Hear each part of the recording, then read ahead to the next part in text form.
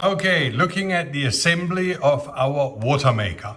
Now the most important thing that we have to check is here, those lines. Now the first line, which is connected with the bubble stone, that line should go on the other side, and let me just show you both sides, has that stop valve so that when it connects to the ozone generator that no water can go back. And on the other side, the bubble stone. And the length is just perfect. So I see this hose here should be about the same length that it pulls all the way down to the floor, to the ground of the water maker. So I pulled this out a little bit. Now those two are about the same length. This is the bubble stone, and I can mark those just by holding them. That's the same tube. Now I look for the tube that goes to that bottom of the flask, and that's this one here with the funnel on the other side. So if I take those two out, they are connected. Now I take the next two, and that would be the line that goes to the bottom of the flask, and on the other side it has the funnel, and you can connect them all the time. You can leave the funnel away however you like. It's really simple and easy. You just put it over the top that it's connected. Now that's number two. And now you have one line which goes to the destruct unit. So if we have the destruct unit here and we connect that line to the destruct unit, and that has to end right here at the surface. So no water can go into the destruct unit. And that is very important. If there is water in there, just stand it upright into the sun or into the oven, and then through those little holes up on top, the water will evaporate. Afterwards, you just shake it or loose, and that thing is live again. So very important, that line that goes to the destruct unit, that needs to be flush here or even a little bit shorter in the lid so that you do not get water in it. Now, let's put this aside and slide both into the water beaker, and I bring my camera up a little bit more so that we can see this properly.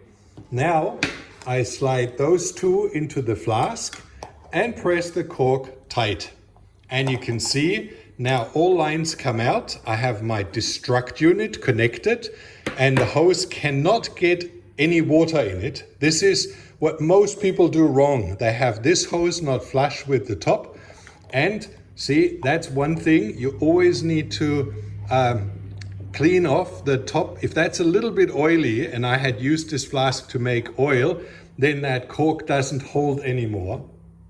So all you need to do is just dry it off with the cloth, which I don't have one here. Let me just get one.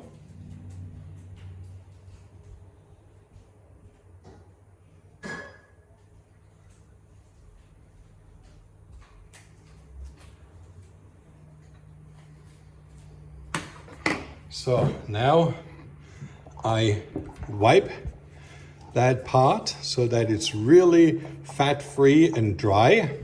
And I do the same here with my top lid, that it's nice and dry and fat-free. And once you have that, then the cork holds really well if you don't make it wet again when you insert. So now it holds. Now that's the setup. This line goes to the destruct unit. This line underneath here.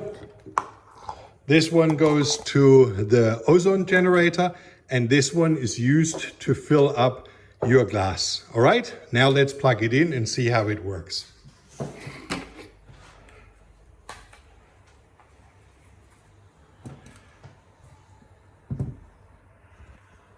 Let's bring it back down so that we can see it. So now I take this line, which has the stop valve in it, into the ozone generator and seal it tight, and really just tighten it properly so that it's properly sealed. Now you can see at the bottom of the flask how the air comes out, because I didn't turn that off. So it comes out absolutely perfect. Now what I do is, when I want water coming out here out of my construction here that pours into the cup, all I need to do is at the destruct unit, and I'll pull it through so that you can see it here in between, I just squeeze that line tight, and now you can see water is coming out, and it's drizzling perfectly into my glass. If I stop and open it back up, then the water stops running. Now, if I would like to fill my water back into the flask without opening it up, let me just do that again from the top. I'll just hold this funnel up so that it is nice flow.